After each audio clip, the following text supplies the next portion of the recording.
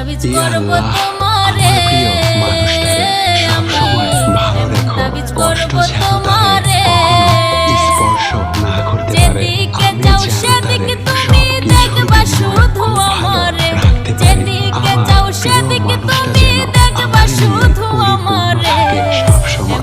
আমার ভালো লাগা, আমার খারাপ লাগা, আমার চাওয়া আর না চাওয়ার সাথে যে কোনোভাবে মিশে যেতে পারি। আমার মনের রাজ্যের রানীর কাছে সবচাইতে ভালো আর আকর্ষণীয় প্রিয় একটা মানুষ হতে পারি। তার সব কিছুর সাথে মিশে যেতে পারি। তার ভাবনার গভীরে গিয়ে পিছন থেকে জড়িয়ে ধরে বলতে পারি,